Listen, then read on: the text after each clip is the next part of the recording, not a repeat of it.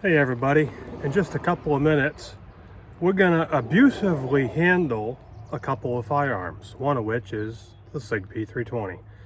Oh yeah, the comments are already filling up about how good the 320 is, and this is a bunch of BS that I'm trying to pull, and I'm a victim of believing the BS, and there's nothing wrong with them, and blah blah blah blah, whatever. The story behind this particular 320, same one that I had in the house that night when I made the first video, that has never been fired. I had a FFL and I ordered that into my gun shop. That was one of two. I still have the other one also. And this one has not been fired. When I closed the gun shop, because the COVID was invented and supply chains broke down, I couldn't get anything. I couldn't get ammo, I couldn't get firearms, I couldn't get parts, because wholesalers were supplying bigger places, not little places like me. And a lot of little gun shops and other small businesses had to close doors because we couldn't get stuff. That is not our fault. So some of the inventory that I had on hand, like this 320, I transferred to myself. So it is now mine. That is how I came into possession of it. So I know for a fact that this came from the manufacturer through a wholesaler, a distributor, to me. This is not secondhand. It didn't get traded in at a gun store and I picked it up and they told me it was new, nothing like that. I know where this gun came from.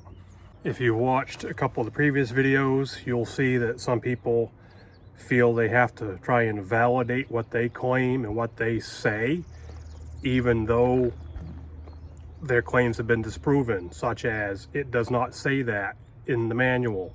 And I have shown you that it does say that in the manual directly off Sig's site. So to validate themselves and try and discredit me, they need to ramp up insults. Okay, I think we have a maturity issue going on there. But anyway, if a person needs to, stoop down to acting like a 14-year-old, I don't know how old these people are, I don't care. But if they're 40, 50s, 60s, whatever, and they need to act like friggin' teenagers, insulting people to try and validate themselves, they got a lot of growing up to do. Some people are literally 55, 60 years old, going on 13. I figured it was a nice time to take a break in between work right now. And it's a nice day out. So I'm gonna beat up a couple guns. Yep, 320 and a Glock. Oh, I know, the Glock hater is gonna come out now. Get over it. Point being, the video I finally got together that I'm going to put up here before this one about comparing the Glock manual and the Sig manual, go watch that. I explained in there, I'm not going to rehash it, as to why I picked the Glock to compare to the Sig manuals. Go watch that one. So you can see the text in the Sigs and you can see the text in the Glock. It's a difference. Go look for yourself. Go look on Sig's site, download the PDF, read it for yourself, directly for yourself. Get on Glock's site, download their manual directly for yourself. Do your own legwork. I encourage that. Don't just take my word on it. Don't take my word showing you in the video, in real life here, that this is legitimately in the manuals. Look it up for yourself. By all means.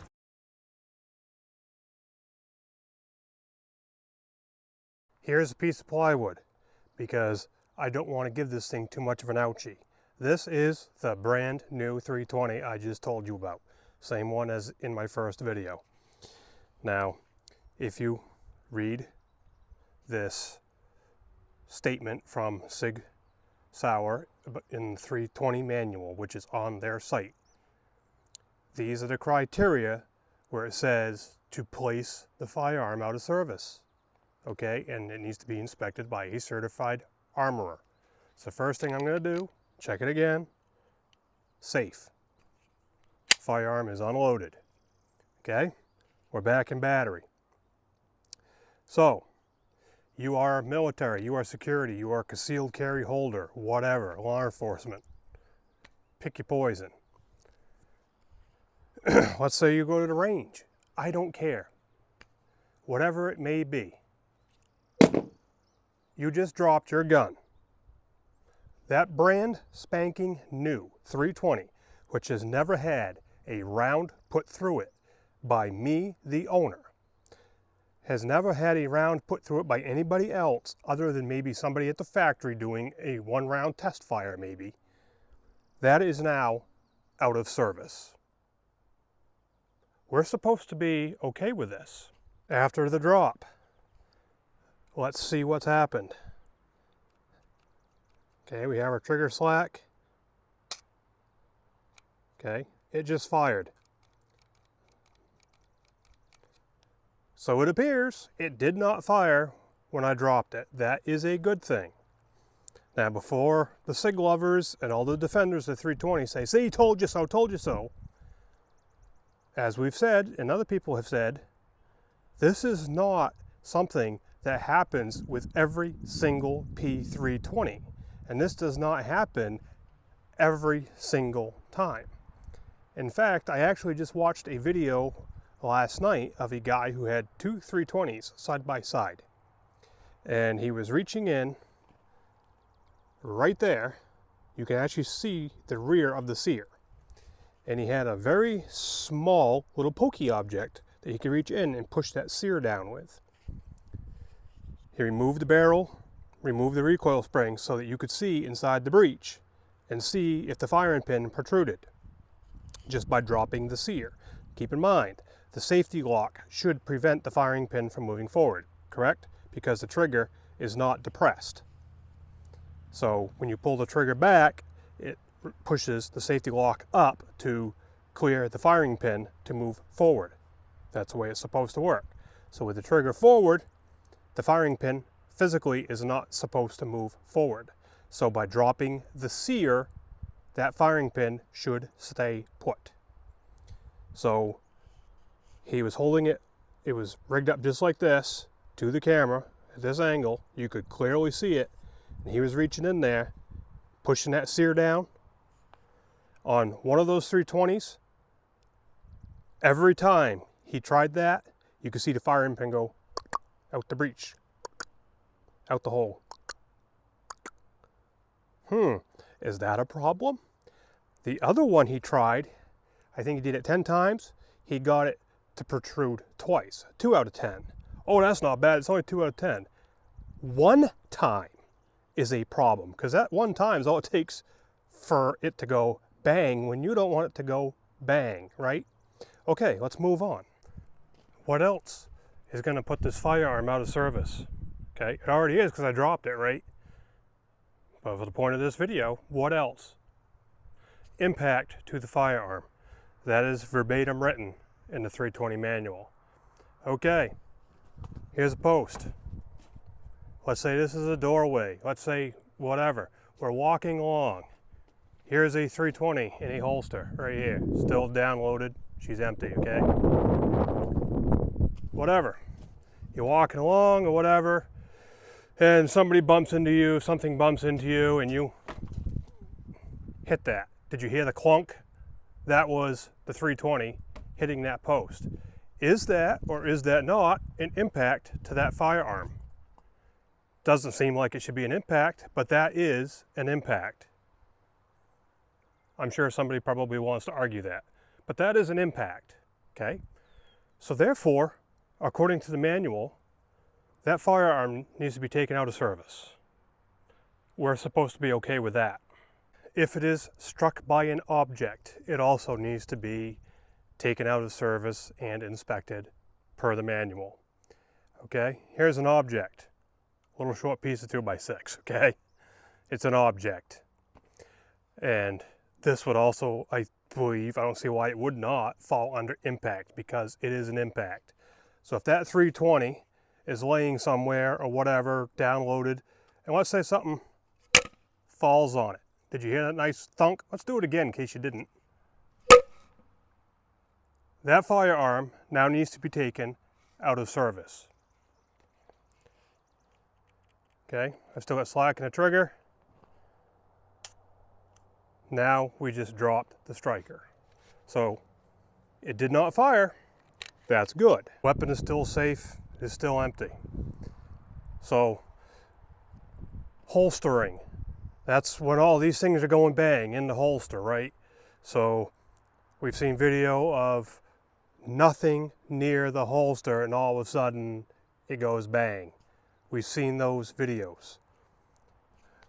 But people are saying it's a human element doing it. Something is causing the trigger to be depressed, and that is what is causing the discharge. Okay, or there's something wrong, friggin' B.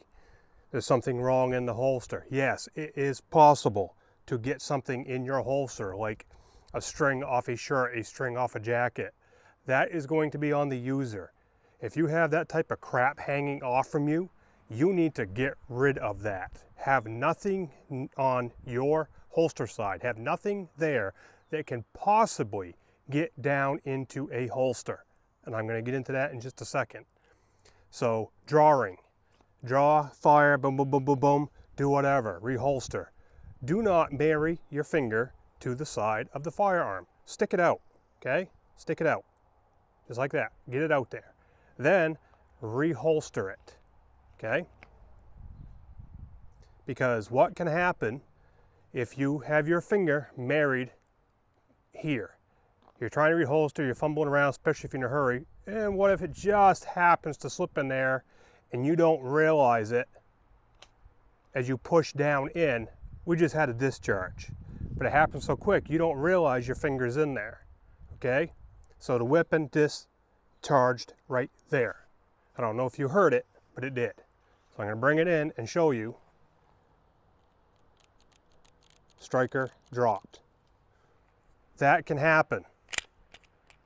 So cycled it. When you reholster, keep that finger out. Reholster that weapon, okay? Finger out.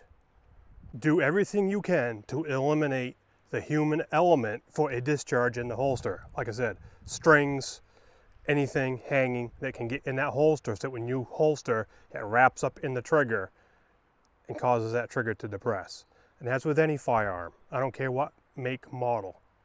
Do everything you can to prevent that, all right?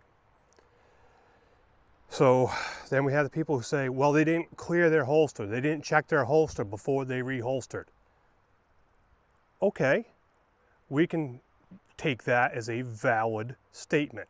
Clear your holster. Make sure you don't have a string hanging in there, as I just described. Make sure you're clear, all right? Well, let's get to the real world here. Okay, real world. You're a police officer. Okay, police officers tend to draw firearms a lot. Concealed carry, not so much, right? Military, probably quite a lot, right? Right. When are them weapons going to be drawn? In high stress environments. When are they going to be reholstered? In high stress environments. They're going to be in the snow. They're going to be in the rain. They're going to be after dark. That's when the real world kicks in here. So let's say a police officer has somebody at gunpoint, okay? You give them verbal commands or whatever, you get them down on the ground to put them in handcuffs. They're complying with you, you get them on the ground. Now what do? Any takers? What do? We have this person going in handcuffs for whatever reason. They have a warrant for murder, okay? Maybe they just assaulted somebody. Maybe they're going to jail for domestic violence. It doesn't matter. So, you can't really hold the firearm in your hand and put handcuffs on them at the same time, right? Probably not a good idea. You need to reholster. So what are we supposed to do? We have the person on the ground. Are we supposed to divert our attention, take our eyes off that person, and go like this, look in our holster while the person's over here, and go, okay, yeah, it's clear now. Yeah, okay, I'm good. Now I can reholster. Now I'm gonna, oh shit, now he's on his feet and he's right here at me. That's a problem. That is a major problem. Now let's throw this in after dark, right? I need to reholster. Oh, crap, I can't see my holster. I can't reach it. I gotta change it. Okay, it feels like it's good. I gotta get a flashlight out, okay, yeah, I'm good. Meanwhile, this person's on the ground. I'm distracted, trying to make sure my holster is clear before I can reholster. Think that's a good chance to get somebody injured or killed? I do. So let's put it in the real world. Here's how it should play. Real world. You got the person, they're at gunpoint, okay? Let's say I'm gonna reholster. I should not have to take my eyes off that person. I don't care if they're 5 feet away, 6 feet, 10, or 20 feet away. I should be able to keep my eyes straight ahead, reholster that weapon, make sure it's secure, not worry about it going bang, and do what I need to do, okay? Now let's say the person is from me to you. They're 2 feet away. You walk up on them, you get to right within grabbing distance of them before you go to handcuff them, okay? You're literally just about ready to put that gun right in their spine. Maybe they're on their feet, maybe they're on the ground, whatever. You are on top of them. Okay, now we've really closed the gap. Now we've really reduced any reaction time. Action beats reaction every time. Proven fact, right? So, okay, I'm here. I can reach you, I can grab you. You can reach me, you can grab me. You can turn around, you can get a swing on me, whatever, right? Sure can. Well, I get a reholster. I get a fiddle fart around over here. Meanwhile, I just took a friggin' elbow in the face, and now I'm in a fight while I'm trying to put my firearm back in the holster because I'm distracted. No. I'm going to go from here. I'm going to get control of that person with the other hand, and I want to be able to reholster, secure that firearm, have that other hand free, and then do what I'm going to do. This particular holster right here, somebody said, well, if you had an AD in that holster, it's something wrong with your holster. You need to have a different holster, a better holster, or whatever. Interesting. Well, if that's the case, I guess Sig Sauer wouldn't know how to make holsters, would they? It's okay. I won't hurt you anymore. So, if you're the person who loves Sig that much and, you know, likes the 320, that's okay. It's okay. Don't worry about it. It's okay. And I got you. I got you. I got you. I know it's been hard. And if you want to carry a firearm that you need to depend your life on, or you want to depend your family's life on, that needs to be placed out of service according to the manufacturer's instructions because of those little itty bitty things I just showed you, I really just don't know what to tell you. And you can try and insult me all you want. I don't care. Insulting me is not going to increase your validity. Read the manual. It is right there. It's okay. My princess. Unless you have a job where maybe you wear a suit and work in an office and, you know, have a nice cushy type thing with air conditioners in the summer and heat in the winter. If you conceal carry, if you're in the military, if you're law enforcement, your firearm, your sidearm is gonna get a beating. And, you know, Princess can't handle it. So I want to show you a holster. Now this holster's been around a while. And look at the beating this holster has taken. That's cracked up right there. Yeah, she's done broke. And I've hung on to this, you know. Well, how does that get broken like that? Not from dropping the holster, no. But from impacts, banging into stuff, compression, rolling on it, so on and so forth. That stress on the holster broke the holster. Princess can't handle anything like that, okay? It needs to go to bed. So If you want a firearm like that, go buy a Princess. If you want a firearm that can handle real world and not have to be coddled and kissed and read bedtime stories, start looking elsewhere. There might be somebody that says I'm being over dramatic here and I'm trying to create a false impression. No, I'm not. Everything I just did, dropping it, impacting it, bumping into a post, that's the impact, and striking it with another object, I mean, that's all right there in their book. So me physically doing that is not creating any false impressions, right? And all of that puts that firearm out of service. So I'm not going to shoot it because it's out of service, according to Sig Sauer. So let's go to Glock now. And I know the Glock haters are going to come out in force. It's going to happen. This one, when we get done, we're going to shoot it because, the Glocks don't need to be treated like princesses. Glock 44, this is the 22 caliber. This is a brand spanking new Glock. Never fired this one either. We're going to today.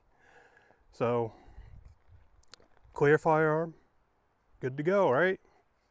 Well, let's abusively handle it, shall we? We are in battery, trigger is forward. I'll do it again, okay?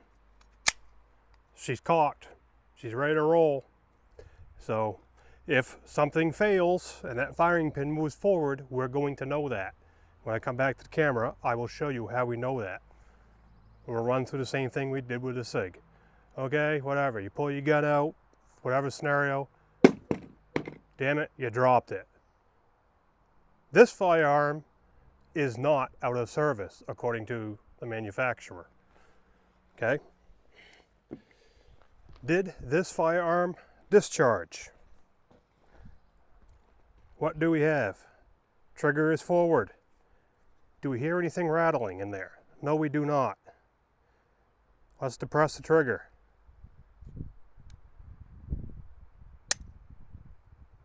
Now, we hear the firing pin moving back and forth and rattling in there.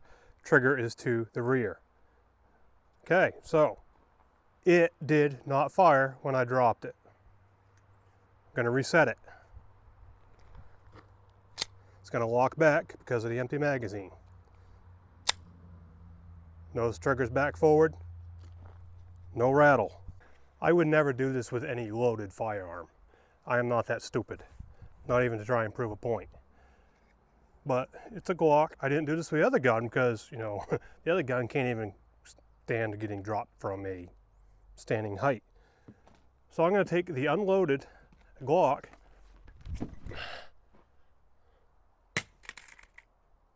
Did you just hear that thing hit the ground? That is a brand new Glock. Brand spanking new. Okay? What do we got? You notice I'm not cutting the clip here on this. What do we got? Oh, now she's dirty as shit. What do we got? Nothing happened. Trigger still forward. Safety still works, right? Trigger safety right there, still working. Now we just dropped the firing pin. Okay, we scuffed her up a little bit. We knocked the sights off sideways. I don't care about that. I can fix that. I'm going to change these sights out anyway.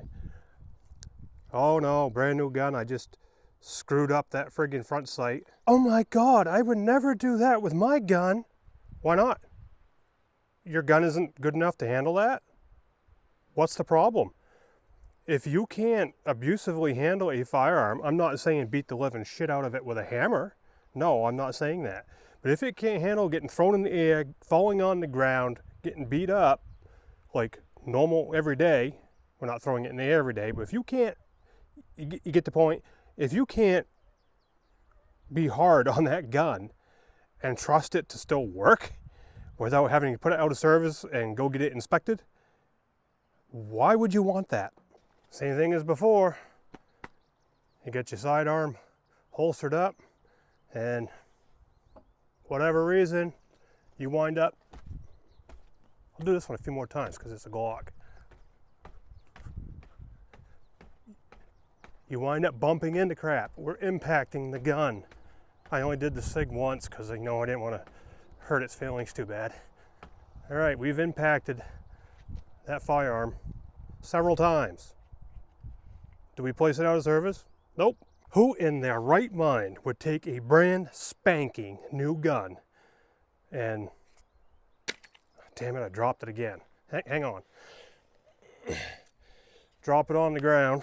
Let me wipe it off. Throw it in the air, bang it. Now we're gonna get kinky. Notice we did not have a discharge. We're gonna use the same freaking paddle we spanked the 320 with. We're gonna spank the Glock. You bad Glock. We're striking it with an object, right? Which is like an impact. Let's spank it right on the ass.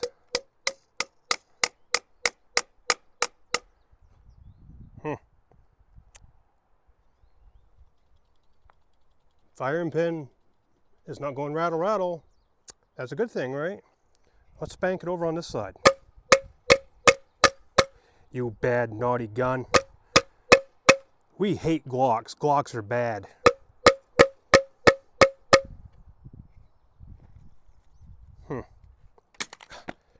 Butterfingers, I tell you. So after I just gave this thing a good spanking, more than the 320, which put it out of service according to the manual, and I know we're going to have people tell me, oh, no, you can still shoot that, you can do whatever, don't mind what the book says.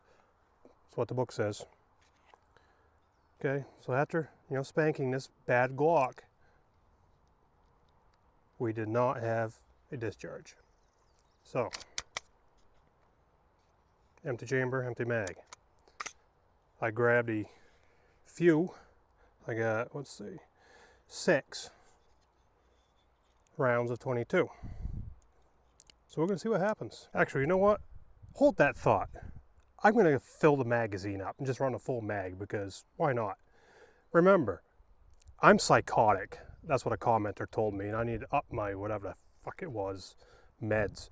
So, that's why I'm beating the crap out of a brand new Glock, because I know Glock's a good gun and I know it's not going to fail on me.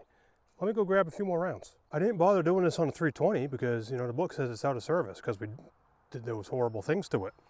But I'm going to run this on the Glock. I'm going to function check it.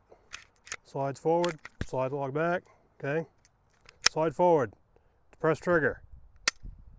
Firing pin dropped, okay? I'm going to cycle it. Now we should hear a click. Trigger reset. We had the click, right? Now when we squeeze the trigger, firing pin should drop. Trigger to the rear, firing pin dropped. How about that? Function checks out just fine. Now, we got bullets. Let's see what happens.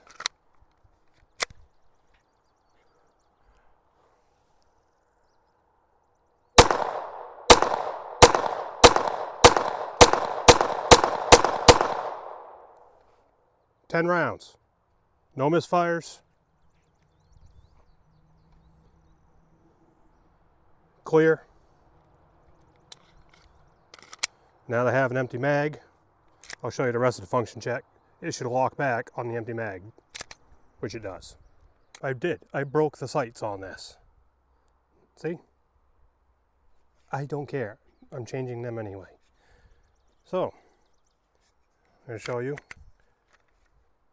Clear firearm. Another full mag. This time, let's start with the slide forward. Got another 10 in there. Rack it. See what happens. Notice there's no edits in this clip.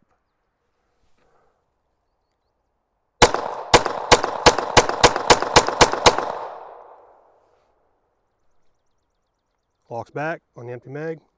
It's like it's supposed to do. Clear chamber. 20 rounds through it. No problem at all. Okay, folks. I just wanted to take you through some real life there.